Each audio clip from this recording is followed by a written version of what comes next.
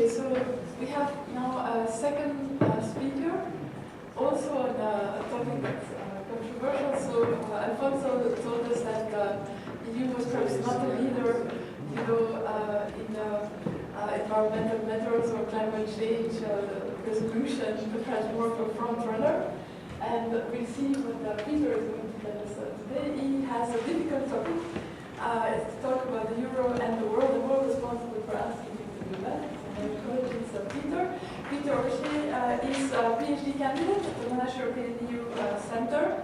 He's also a finance editor and he's authored 2 books that I know of, and maybe the other ones in the making.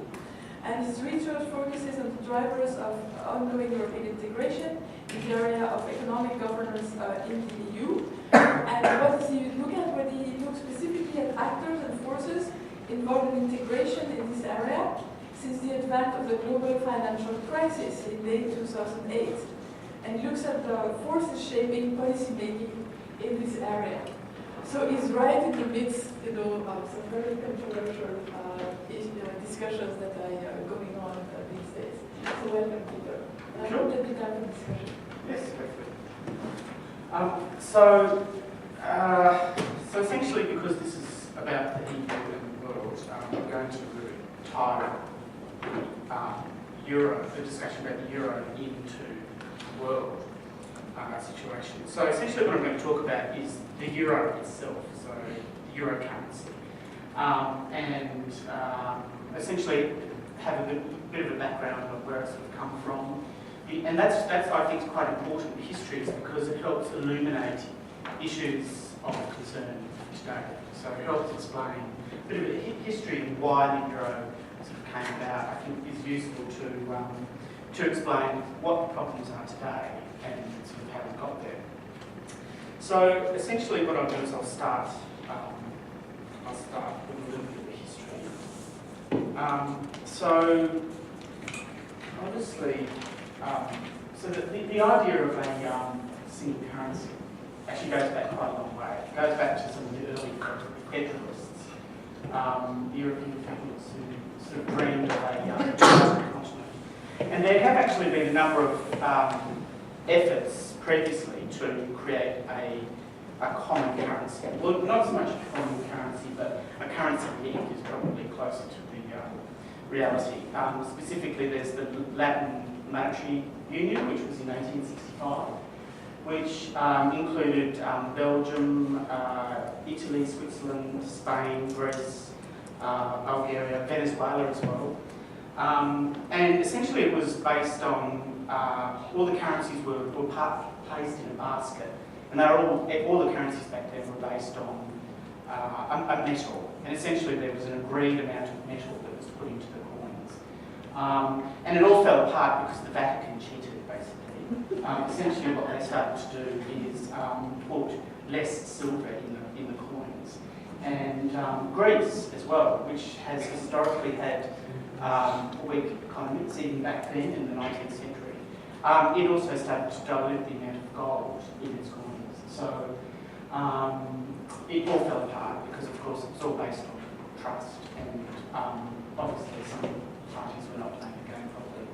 So, and essentially the whole motivation for it back then was to facilitate trade within Europe. So that whole thing was actually carried through.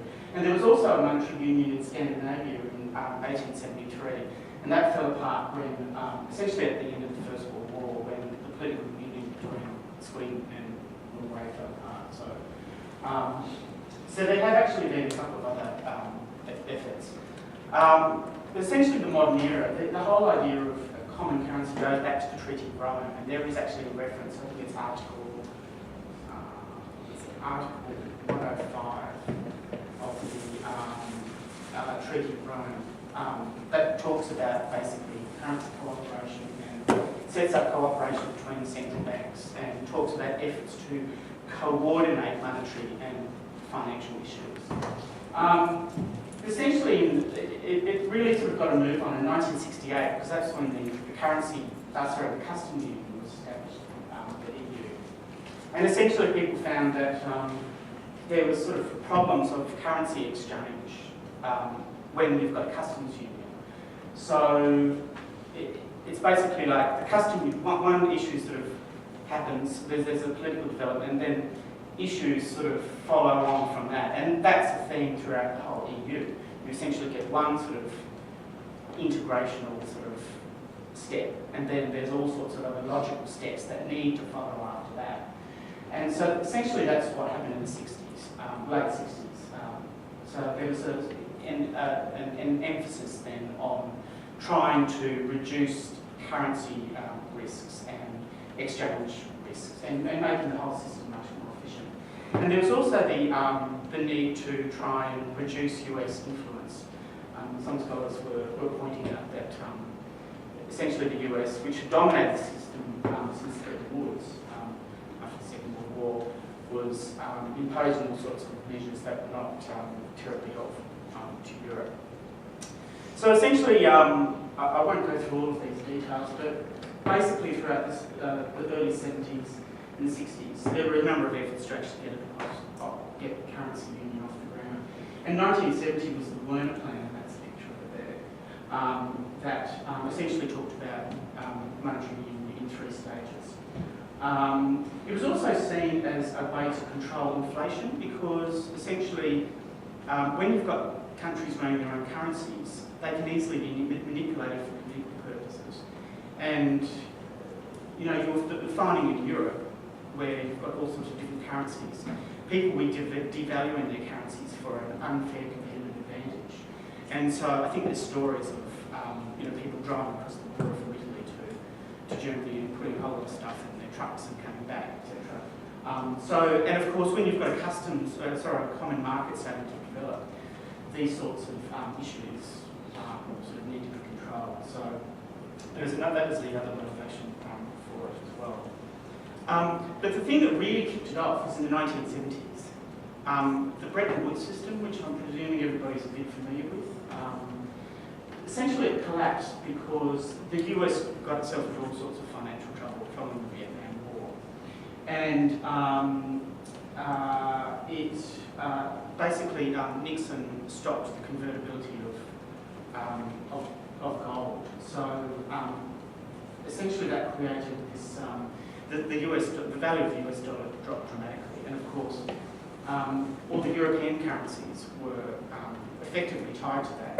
And it also had, so it had huge implications for Europe. And they set up this agreement called the Bezel Agreement, which was basically an agreement where you've got all the European currencies in a basket, but that basket was linked to the US dollar, so they were still linked, but basically you get this effort in Europe to try and move themselves away from US control, US dominance of the monetary system.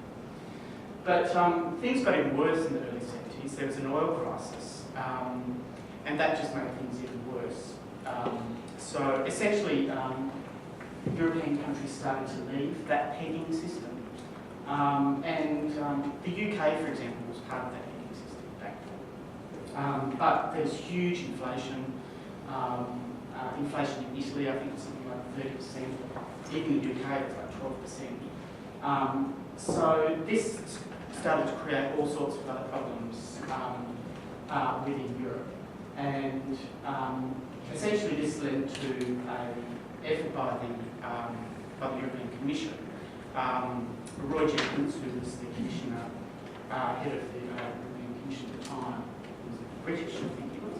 British.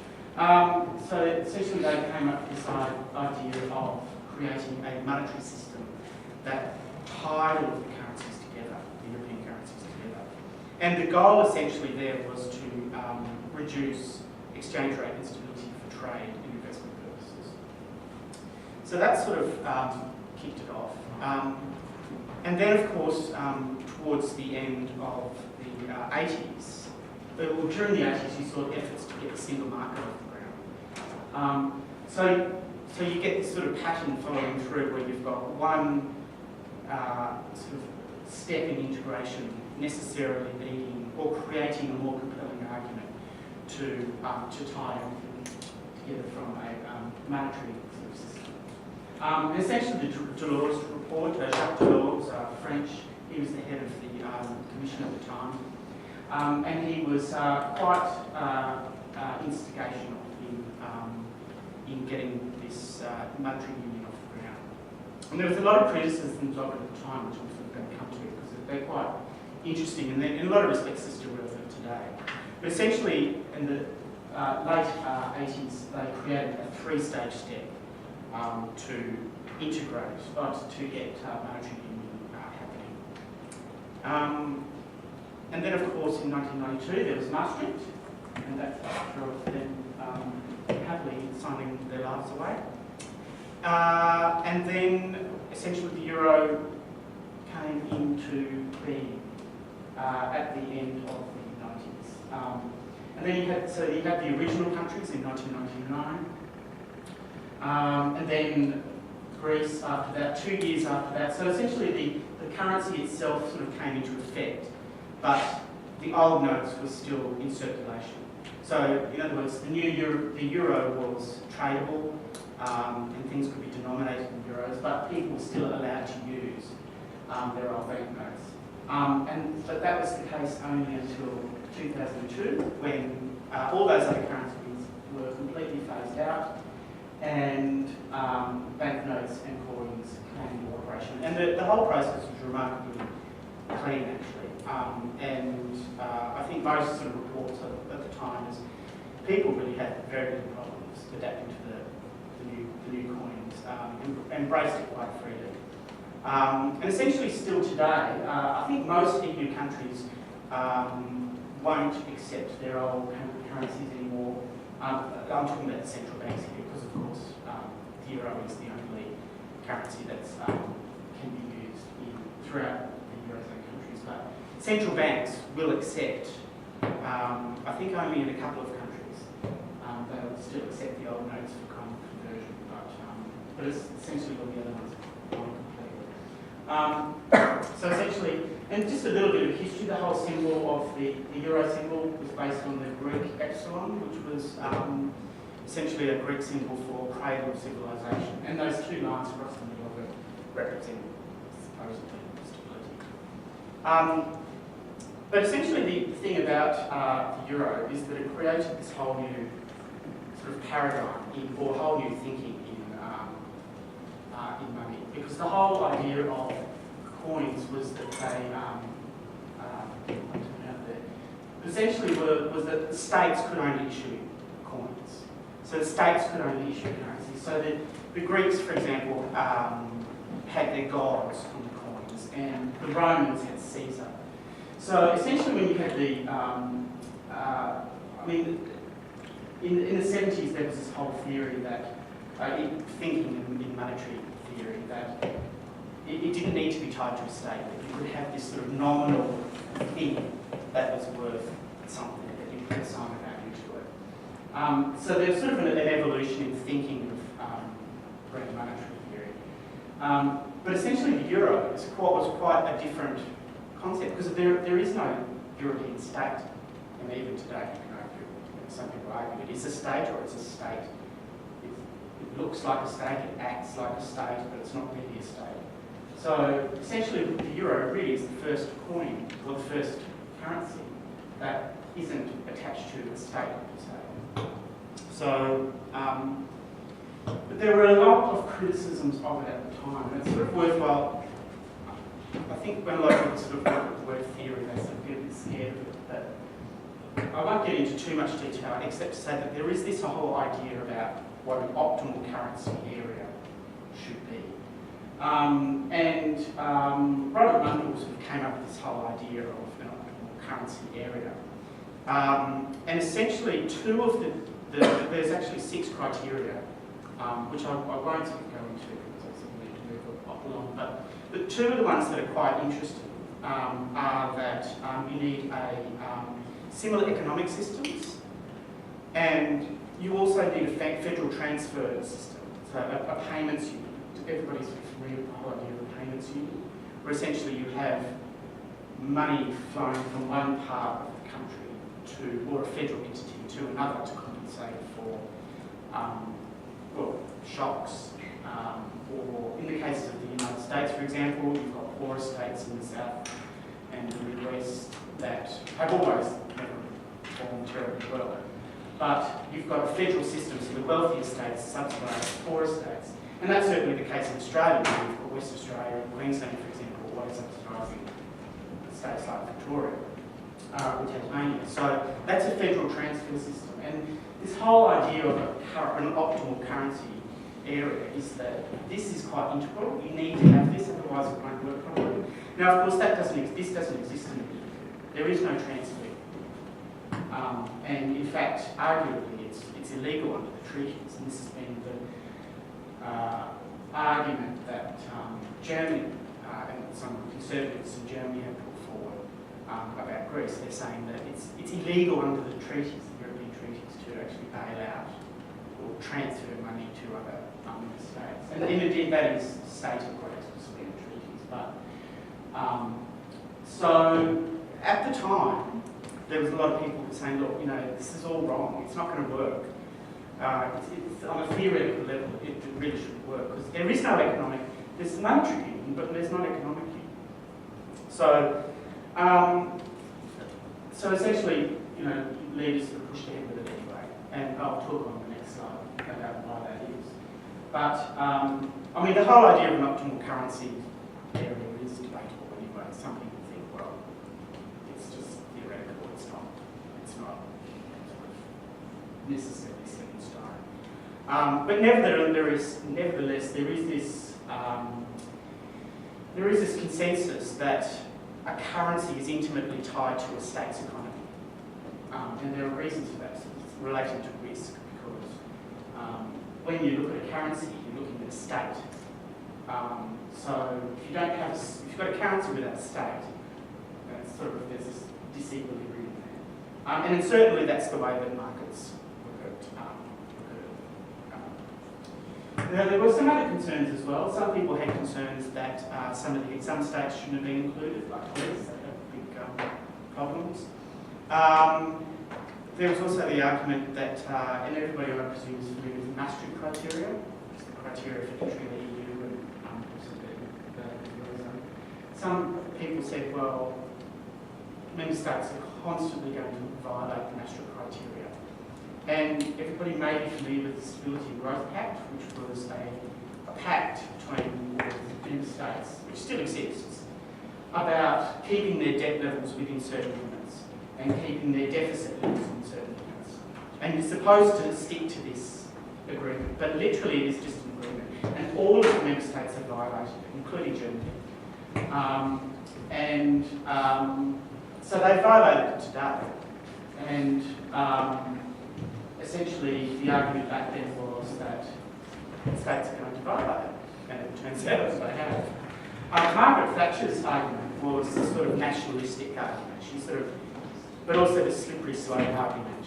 Her argument was essentially that, well, Britain's pound is quite sacred to the British nation. So it was sort of nationalistic grounds. But also she argued that. And quite famously, she said it constituted a backdoor to a federal Europe, which arguably it was, and it is. So she was sort of right, but and she also argued that it represented this sort of competence creep. That is, you gave Brussels extra control over the currency, and they just want to take more and more and more and more, which indeed has been the case. And this whole idea of competence creep in the EU is still very much going today. Well, it's a lot of people are very concerned about that, particularly with the Eurosceptics, I'd say. Brussels still taking more and more power. She also argued that the Bundesbank in Germany would never give up control of the Deutsche Mark, because the Deutsche Mark was the third currency reserve at the time, which I'll show you in this coming slide. And arguably she was right on that too, because the ECB is based in Frankfurt, very close ties to Germany. Germany, of course, is the dominant state economically and politically in the EU at the moment. And there has been constant tussles between Angela Merkel and the ECB over dealing with the euro crisis. And she just absolutely blank refused to allow the ECB to intervene in the bonds market, for example. Up until recently, when the ECB just said, look, we have to, because, you know, the market is really spinning out. So that's when they started buying bonds. But so essentially, you know, Germany is still very, very closely, has a close interest in the management of the euro. And part of that is for historical reasons too, because inflation in Germany has always been a big problem. So Germany is very, very conscious of that. So in John Major's argument, of course John Major succeeded Thatcher. His argument was that a financial crisis would derail the euro project. Which is kind of interesting in today's sort of terms, because, you know, arguably it's happening as we speak. But anyway, this is Margaret Thatcher here, obviously, in her famous no speech, where she basically said no to euro emphatically. And that led to, that in the negotiations for Maastricht, that basically led to the UK and Denmark getting an opt-out agreement. So still today, they have the option of opting out, which they decided to take up. So why did it all happen, despite these concerns about optimal currency areas, and despite these concerns that there weren't sufficient safeguards in the governance of the EU Economic Monetary Union as it was set up to stop countries sort of violating national criteria. Essentially, it comes down to it was political. And it still is, really. I mean, France's concern was essentially that the Deutschmark was basically dominating Europe at the time anyway. And France was feeling a bit left out. And it was also really concerned that essentially, you know, the Deutschmark was running the show. And that fear was heightened with the collapse of the Berlin Wall coming down. They just felt that reunification of Germany was just going to create this extra big problem and dominant Germany in Europe, which arguably is fruition today. And at the same time, this is well, I mean, there's a lot of disagreement among scholars about why it's all happened, because there was a lot of things happening around about that time. But this is what Helmut Kohl said in a recent interview. He said, nations with a common currency never went to war against each other. A common currency is more than money you pay with. So essentially it is, and Germany really has sort of carried this whole sort of union flag throughout much of the post-war history of the EU. And it's still the case today. So there's also another argument as well, coming back to Jacques Delors, who was running the Commission at the time. A lot of people felt that he was quite instrumental and very forceful in pushing this through.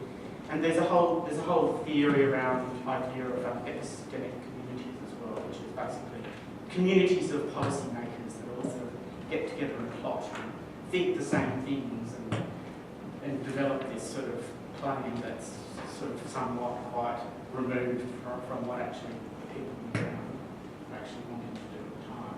But ultimately there was consensus essentially that the EU was really politically constructed. So that's a bit of the history, which I think is sort of quite illuminating in some respects for today's problems. But the bottom line is that the euro is now the world's second dominant currency. So it's official currency in 17 Eurozone states, also the French overseas territories, Monaco, Andorra, Vatican, San Marino. There are official agreements, currency agreements with the EU over it. It's also used unofficially in Kosovo, Montenegro. There's official pegs, so ERM2, the European Exchange Rate Mechanism, which was the mechanism I talked about, the basket of currencies that preceded, this was in the 90s before they got the euro. So ERM2 still exists. Essentially, in ERM2, currencies are allowed to fluctuate within a 15% range. So that's the case the Danish krona, Latvia and Lithuania in ERM2. A couple of also currency unions in Africa are pegged to the euro. and a couple of other countries as well. There's also unofficial pegs in Croatia, Macedonia, Tunisia, Serbia. So they have basically, they guide their currency off the value of the euro.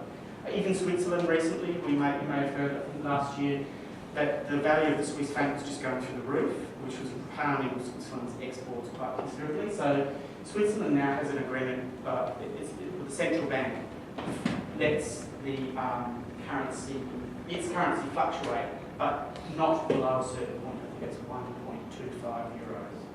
So if the Swiss franc is starting to go, above that, it intervene in the market. So there's like an unofficial peg there. But there's also baskets of currencies that are linked to the euro as well. Even Russia, 45% of the Russian ruble is linked to a basket of currencies that include the euro. Morocco, Kuwait, Iran, Vanuatu, etc., etc. So it's quite pervasive, and the implications of, I mean, you can start to see political implications of this. Essentially, as I mentioned, UK and Denmark don't have to join. Latvia is joining in 2014. Romania, Bulgaria, Sweden, Czech Republic, Hungary have no plan to join. And Sweden has got this legal argument. They say, well, joining ERM2 was voluntary. But ERM2 is actually necessary to join the euro. If you can't join the euro, there should be an ERM2. So Sweden says, well, because ERM2 is voluntary, you have to join the euro. And there's certain criteria that obviously you need to meet to join the euro. And you may have heard of the Euro Group, which is essentially all of the finance ministers of the Eurozone states. They will meet before a EU summit to talk about issues of concern to EU, to Eurozone members. So essentially, now the euro is the second largest traded currency in the world. It's highly liquid, which means that around about 40% of all international transactions do involve the euro of some sort. Which is quite an extraordinary achievement given it didn't even exist before 1999. There's like 10 trillion euros of denominated bonds in the market, 22 trillion compared to the US. So it's not quite as big in the bond market, but it's up there. Central Eastern and Southeastern Europe, 81% of all loans. So we're talking Far Eastern Europe now and Southeast. 81% of all loans are in euros, 83% of all deposits in banks are in euros, and 67% of all invoiced goods are based in euros. So it has really big trading implications, not just for Eurozone states, but also its neighbours as well.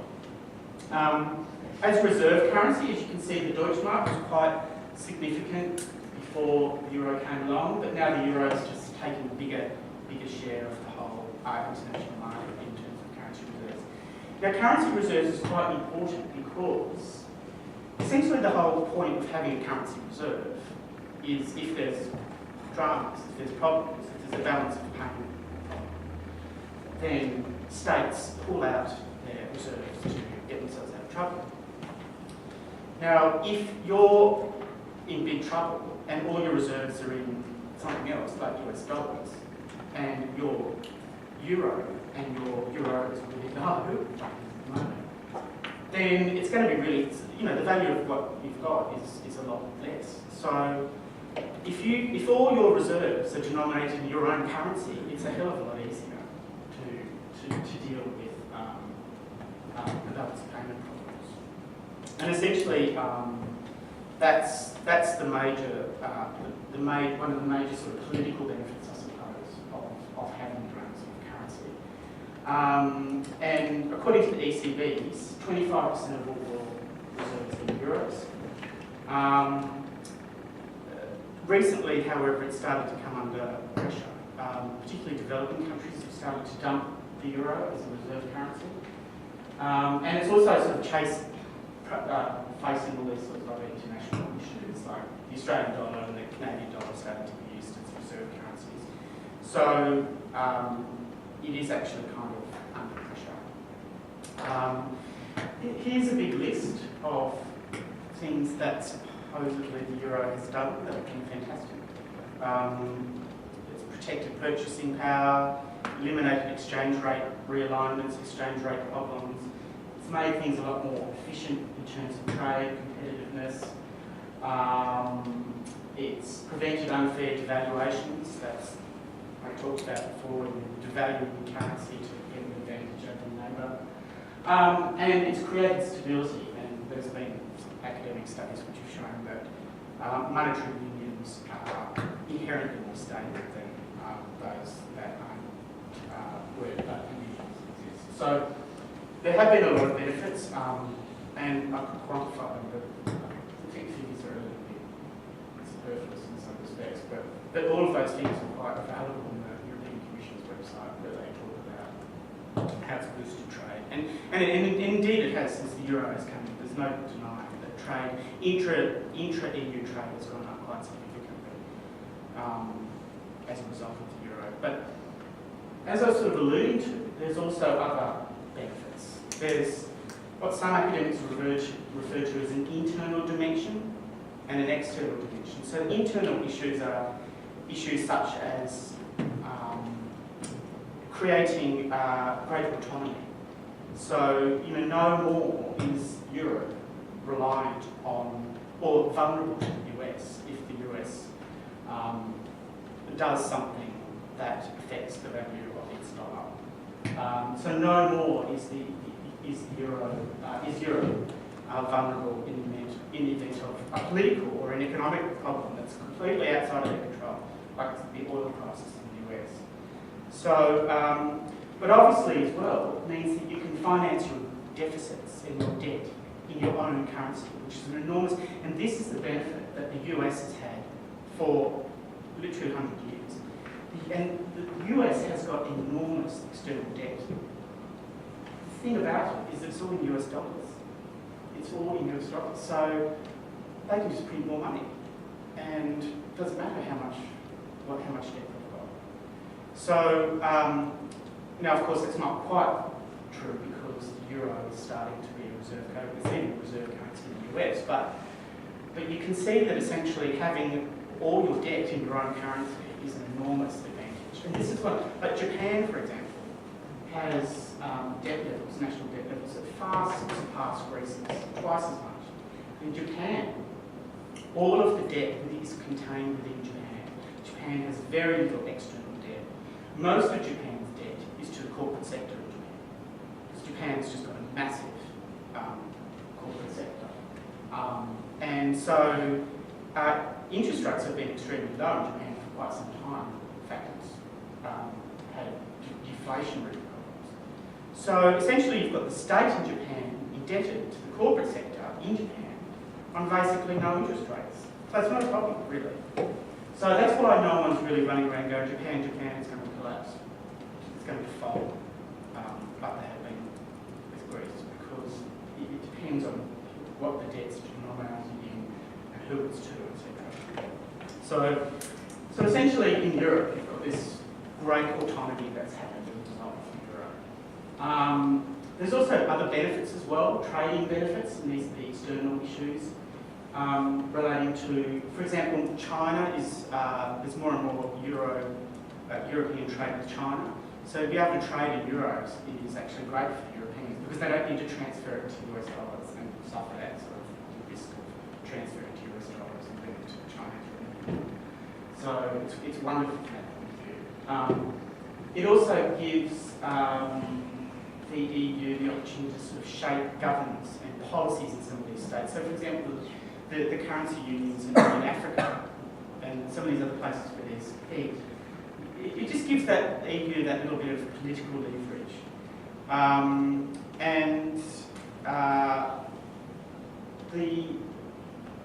One of the sort of interesting aspects to this is that while all of this is happening, China is sort of getting greater influence in Asia. So there's been a lot of studies to show that China's currency, which isn't traded internationally, but is traded quite extensively in Asia, it's giving China greater political influence within Southeast Asia. So that's happening over here, and the EU is was very much aware of these sorts of political ramifications of currency, going back to when it was developed. So essentially, that brings us sort of to the next issue, which is, well, why is there a crisis? What's the crisis about? And really, I mean, essentially, what's going on in the EU is an economic crisis. It's not really a crisis of currency per se. And the problem is that you've got GDP growth in some of these countries down here, very low. So they're not generating enough money to pay for the state spending levels that they've got, or the government debt levels that they've got. Because obviously government debt, with debt comes interest rates, so you've got to be able to pay it back with interest rates. So there's the risk of default. So you've got basically state spending and debt burdens versus the economy. Low growth, huge unemployment. So that's really what's going on in Europe. And of course it reflects in the problem that having a currency but not a United States where you've got a transfer union is that countries can't devalue their currency. And this is sort of one of the key arguments. Does everybody understand why devaluing your currency supposedly gives you an advantage? Because if, for example, there was the Greece left the euro, which it will never do, I believe. But that's another argument I'll sort of later at the very end. But if they did, there's estimates that the new sort of Greek drachma, whatever it's called, would be valued perhaps 40% less. Now what that means is that Greece's imports would be 40% more expensive, and Greece is a desert. It's a beautiful country, but there's no natural resources. So it will all of a sudden have to pay 40% more for its oil and energy. And also 40% more for its debt repayments, which are mostly denominated in euros. So it would actually be quite a disaster if any of these sort of countries left the euro. So essentially, but what has also happened is you've got this amazing sort of disparity that's happened. So you've got countries that are doing well but are benefiting from the low interest rates and the low euro internationally. So for example, Germany's exports, Germany is a particularly export-dependent economy. Its exports went up 27% from 2010 to 2011. So it's loving the low euro. It's loving the euro crisis because German exports are going through the roof. Germany, I think, is the third world's largest exporter. It's right up there. But these countries that don't manufacture anything, that are highly dependent on imports, and particularly energy imports, to keep afloat, like Greece, Spain, Italy. None of these countries have great natural resources. Or big manufacturing bases. Italy's got a reasonable manufacturing base, but they're not really liking the low euros so much. And it just makes it it's created this huge disparity with Europe. And as we sort of mentioned, there is no transfer union, so they can't help countries out. I mean, the Athens Olympics, for example, cost 10 billion euros, and that was all funded within Greece. Now, if there was a federal Europe, perhaps the EU could have funded some of that. Maybe. I'm not actually sure how the Sydney Olympics were funded, but essentially the Olympics in Athens really tipped Greece over the edge, and it also meant that it just burdened the economy quite significantly. So essentially, there's not a complete union there, and that's really the fundamental problem at the moment. That the economic and monetary union that was introduced in Maastricht was never really economic at all. It was monetary union and economic cooperation. That's what it was. And that's sort of still what it is today, although we have had integration, much more closer coordination in the in the years since Maastricht. But at the moment, fiscal policy, which is basically anything to do with raising debt or government spending, it's all state domain. But this is changing.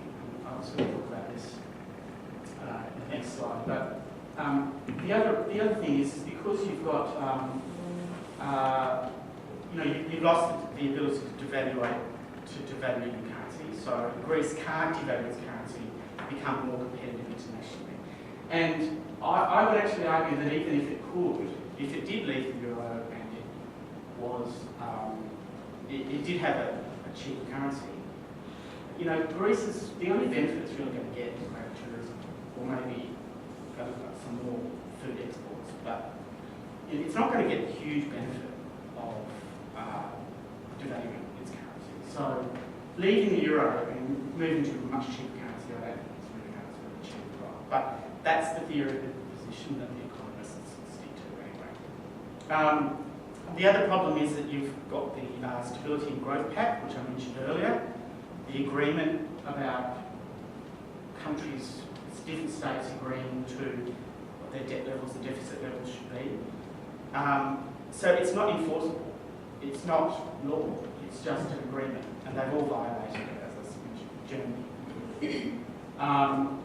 And also the ECB, the European Central Bank, I talked about Germany with its historical obsession with inflation has just refused. Its view is that the central bank should focus on controlling inflation. That's it. So the ECB has really been tied, but only recently has it started buying bonds of troubled states to try and sort of help them. The other problem that you've got with the euro is that there's this lack of debt, what they call debt solidarity. There is no euro bond. You've probably heard about euro bonds, which essentially euro bond would be a bond issued by the European Union that guarantees the debt of any member state. So it would essentially be saying, you could have a euro bond for Greece, where essentially you've got the EU guaranteeing Greece's debt. And there's political problems with that, and there are legal problems with that, because, as I mentioned in the treaties actually prohibit member states bailing each other out. But there has been talk about introducing euro bonds, and it's really one of the solutions to the problem. And then I talked about the major tensions between the richer states and the poorer states, which is also one of the problems that exists. That wouldn't exist if there was a transfer union. Now, of course, if all of these problems were solved, then what does that mean? It really means you've got a federal Europe. I mean, there's not much else left, really. Once you get these, you've got central control, EU control over public expenditure, EU control over tax raising, EU control over how much the government should get into debt and how much they should go into deficit. When you've got a common bond or a common debt raising system, when you've got a transfer union, there's not much left. You've really basically got a federal Europe, and this is where it's all heading now. So this has essentially been the response to the problems that have arisen. So you've got the fiscal treaty, which I presume everybody's heard of. It's called the Treaty on very long, complicated name. I will actually tell you what it's called. It's called the Treaty on Stability, Coordination and Governance on the Economic and Monetary Union. So it's a new treaty, essentially, that everybody signed off in 2012, which involves closer coordination of state fiscal policies, closer Commission oversight of state budgets, set deficit and debt levels, which are already there in the Stability and Growth Pact, but they're much more sort of cemented. And you've got this penalty mechanism where the European Commission can fine countries that get too much debt or too much deficit. And what this essentially means is that so now you've got states coming up their budgets, and this is happening at the moment in France. and it passes it to Brussels, and Brussels has a look, and Brussels says, no, we don't like that. You need to cut your spending there, or you need to, you know, change this, change that. I mean, essentially that's like, you know, it's essentially, you know, the US is telling Julie Gillard, you know, you've got to, no, we don't, you know, you've got to change that. I mean, it's quite a significant thing when you've got Brussels literally telling states, like France, Paris to change its budget. And this is what's happening at the moment. So, but of course, everything about the EU is all based on cooperation. So it's yet to be seen whether all of these measures actually, like the political ramifications, how they sort of play out. But it's only been in force for about a year, so we'll see. But the other aspect of it, so that's all the fiscal stuff, getting all of that centralised in Brussels.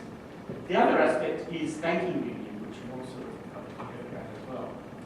Essentially, under that, you would have this deposit guarantee system, where the EU would guarantee the deposits throughout the EU.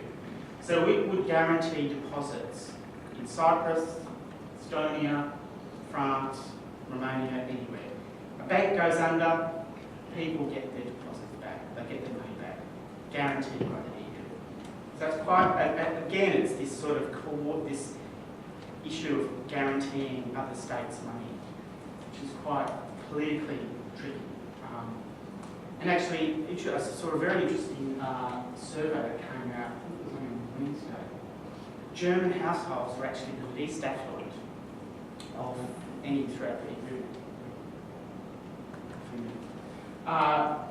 Yeah, they're the least affluent. In fact, German households are much less affluent than those in Cyprus. So you've got real resentment issues in Germany. People saying, this is not fair, we don't think we should be. And that's what's sort of playing out politically. So this is all happening in the context of a very politically charged environment. Banking union also involves essentially giving more powers to the European Central Bank to supervise the financial system. Bank resolution fund, like a mop-up fund, basically. So when a bank goes under, the mop-up fund will help, you know, creditors out, etc. Euro bonds, and then, as I said, possibly transfer union. Transfer union is not talked about at the moment, but everything else is. Euro bonds is quite tricky, but it will involve a treaty change. But Angela Merkel and France have both said that they're willing to talk about a treaty change to enable Euro bonds. So, and all of these things are seen by academics largely, and certainly the IMF as being quite central to dealing with the financial crisis and the ramifications of it. We have just got a few minutes, so I'll just talk essentially about this because it's quite. See, my point of view is that economists have too much say in this whole Euro crisis idea, and I feel that there's really been not a lot of understanding of the political will of the EU to sort of keep the Euro project going. Because if you go back to the early stuff, you know, the Latin monetary union, the effort in Scandinavia, it was always about facilitating trade. It was always about making things more efficient. So if the Euro collapsed, if they just said, oh, it's not working, it's a disaster, Margaret Thatcher was right, that issue would still be there. You've still got all these states trading with each other. So there's still going to be this compelling reason to have a common currency. Yes, there are holes in it, but the political role is quite profound. And essentially, when you go back and looking at comments like Helmut Kohl in Germany talking about, tying it back to peace and stability in Europe, I think the political will is quite strong.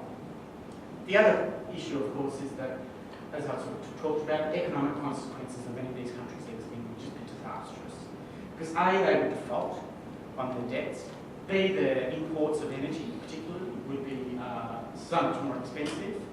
And they would be cut off from the international markets. There would be massive inflation, just like there was back in the 80s when countries started leaving the exchange rate mechanism. where they were all tied to the US dollar. It'd be massive inflation. It just would be disastrous. And everybody pretty much acknowledges this. So this is why, and also too, in terms of the issue of default, there's ways and means of preventing default. For example, in 2011, basically the European Commission and the IMF sat down with a lot of creditors or holders of Greek bonds and said, right, okay, you guys, you have to take a 50% cut to the value of your bonds. And France's BNP Paribas, for example, which held enormous levels of Greek bonds, announced that it broke down the value of Greek bonds by 75%. So this, and they've talked about this again, there may have to be another haircut. So there's ways of getting around default. And as I've mentioned here as well, the EU has enormous gold reserves. In fact, I think they're the highest, it's got collectively, ECB and all the other states have got the highest gold reserves in the world. So it was never really likely, in my opinion. And I could pull out articles from 5 years ago, so Greece is going to default and you don't put it in the program. Hasn't happened. I just don't think that I could be wrong. So look, in conclusion, I think the issue that I think comes out of the oil crisis is essentially what price, if the goal for Europe is to create this long-lasting, sustainable peace, which is what it was set up to do, then what price are countries in the north willing to pay to have that go on? And you would have to suspect by their fortitude in sticking with some of these troubled countries like Greece, Italy, Spain, and their willingness to help them at any cost, despite a bit of sacrosanct in there, you would suggest that they're actually willing to pay quite a high price to keep all this going. But of course, the big question mark is the issue of what everybody wants. Because when you've got people rioting in some states and you've got people in other countries resentful that they're having to bail out some of the other countries, you've got, basically democracy can put an end to the most noble projects. So we'll wait. Anyway, I hope I've sort of provided a bit of insight into your spout. Thank you. I think it's probably time for 1 or 2 questions. We go by that watch. It's a long time. Okay. Any questions? Yeah. So there's a huge political will to maintain the euro.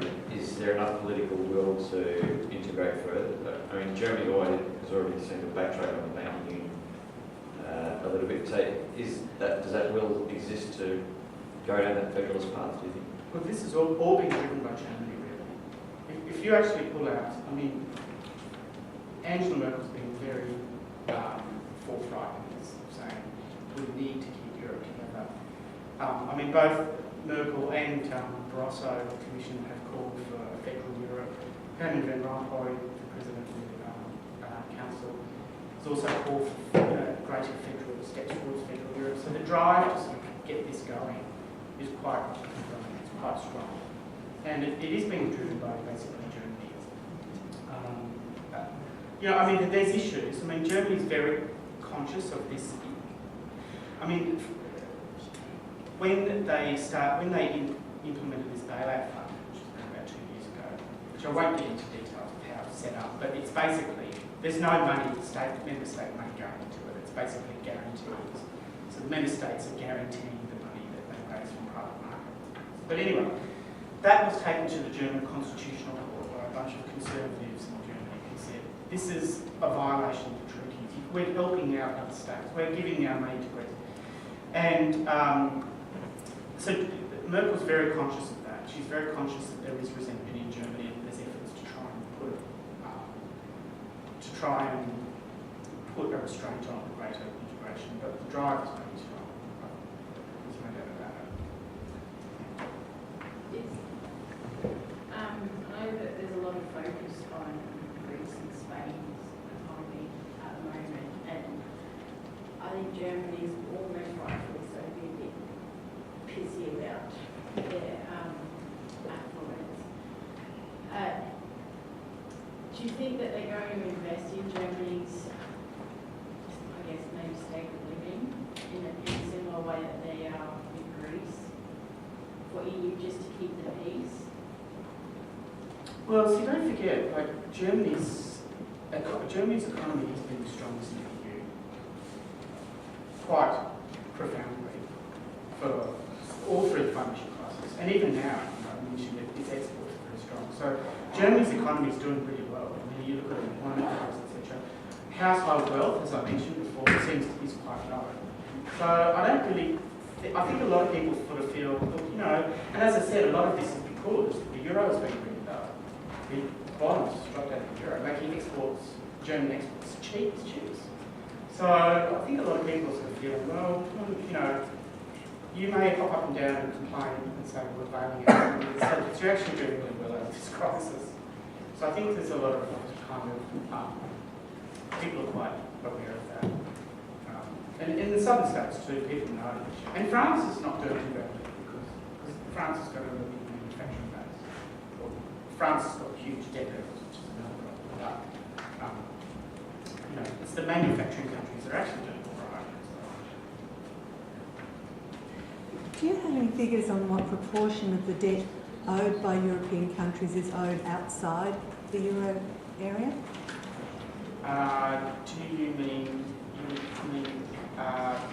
externally, so foreign currency denominated debt? Or? I mean debt owed to, like what proportion is owed to countries like China and America as opposed to what proportion of, say, Greek debt is owed to Germany? Not within, okay. Look, I could probably find it. I do know that it is, it's not exceptional. I do also know that that there has been quite a huge demand for debt. Like when the first issuance of Greek bonds was issued in 2009, it was oversubscribed. Central banks around the world just couldn't get enough of it. So everybody's running around saying Greece is going to default, Greece is going to default, but people couldn't get enough of it. They bought direct debt. And a lot of it's been bought by China as well. So there is quite a big proportion that is owed outside of Europe. And the reason that they look to countries like China is because China's got massive surplus, so it's got to basically put its money somewhere. So it is quite significant. How do you see the long-term growth of the euro in the international markets? Well, there seems to have been this levelling out. So after it was launched, it took up that massive 25% share of foreign currency reserves. It's pretty much levelled out since. And as I sort of mentioned, that some of the developing countries particularly have started dumping it as a foreign currency reserve. But so I think the consensus pretty much is that it's not really going to grow too much more. Although I can pull out statements from the ECB saying, you know, we think the euro is going to be the world's dominant currency in 10 years. Yeah, because isn't the European Union the largest market? Market for what? Just to Trading. Yes, well, see, as I mentioned, like about 40% of international transactions are in euro. So it's quite conceivable it could be the dominant currency in terms of being traded in the world. Financial transactions, exports, imports, certainly. That's quite conceivable. But in terms of currency reserves, I think that a lot of people are looking at the euro and saying it's still quite young, and they do see these holes in the euro. And how will that affect the US dollar in the long term? Well, I don't really think it will have an effect on the value of the US dollar, but see, the US dollar has been quite low for quite some time. It's sort of facing pressure from the euro, etc. I think unfortunately, we have to stop. If you want to ask questions, Peter, I think we'd be more than happy to answer them. Is that right? Yeah, sure. Thank you so much, Peter. This is, of course, we could talk about this for hours and hours. So I hope you'll be in touch and keep talking to Peter.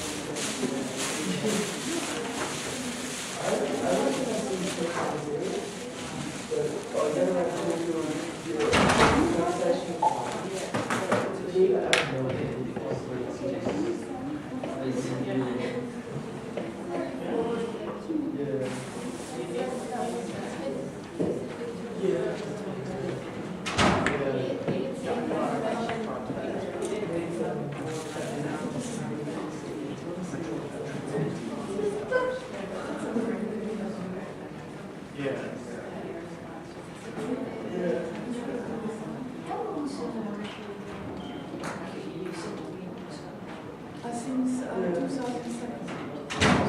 Yes. Yes, yeah. So we have a master in European International Studies. Yes. So if you come upstairs with me after I finish with this, I will give you some information. I can. Yes. Yeah. Very interesting. Excellent. Thank you. So we're on the 5th floor.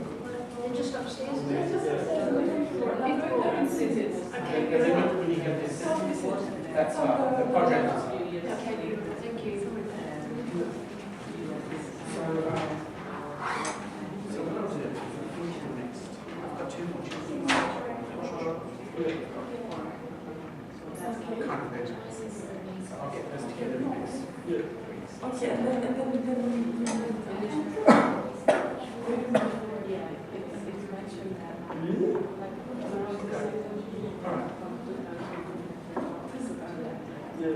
I understand also.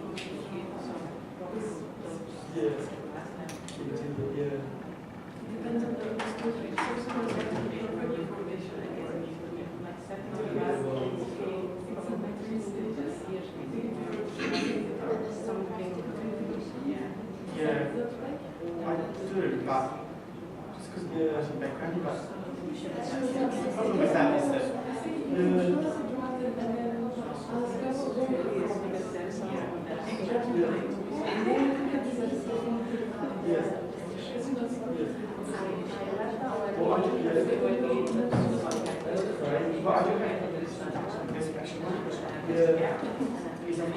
is that so I've got this whole chapter. So that's a common thing. That big happens. And then I'll end back on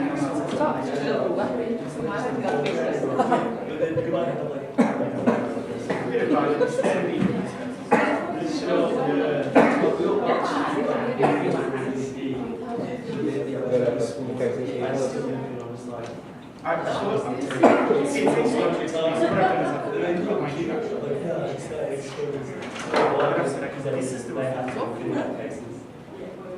this is the facts. This is what happened. This is rigid law. Chronology.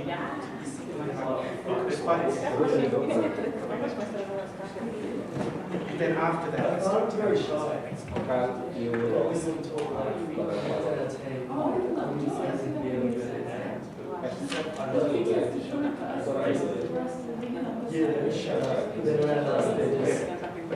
But I just wanted to check because otherwise, it's quite.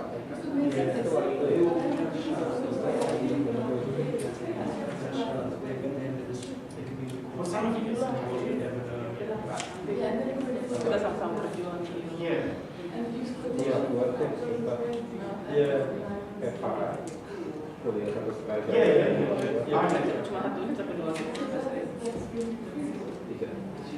yeah. It's like fuel.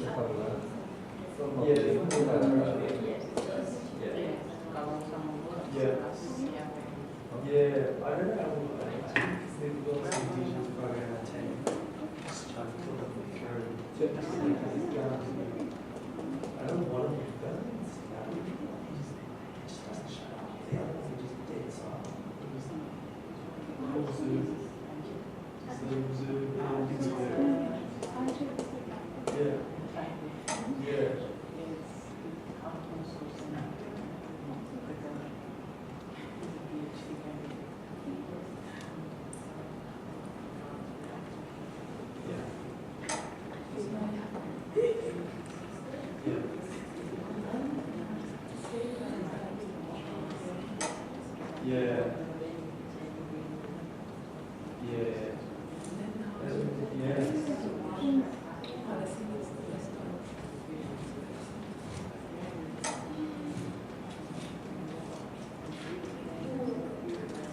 That would be both.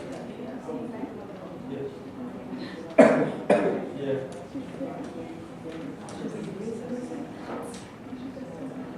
Yeah. Yeah. So it's really, yeah. See, I would be really different. Yeah.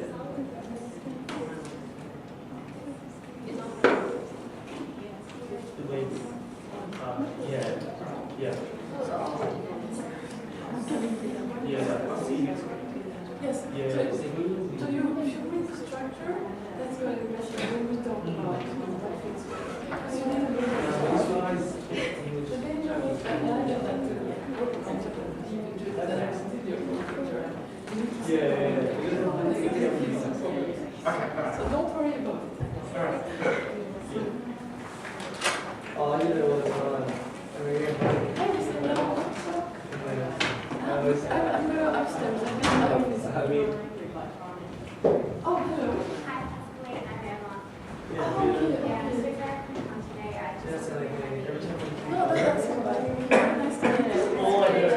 So we're going to go I upstairs. just actually made it.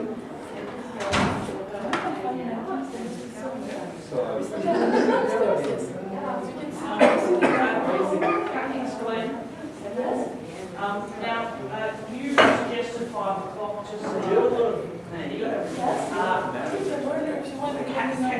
can you come earlier? Can I come earlier?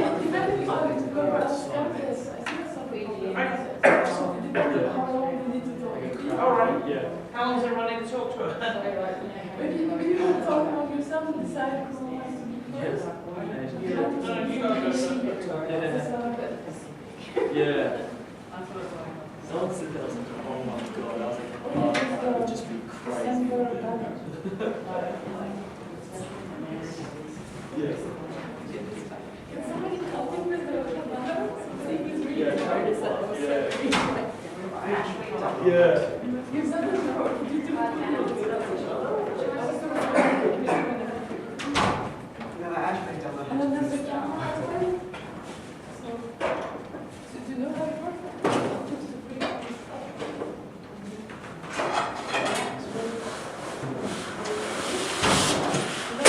And then we also have to do the camera. We don't leave the camera here. It's not really controlled. So, except normally I don't do this. I don't know how to stop it. Yeah. Right. Do you know how this works? Just, I'm not. You just have to stop it. And then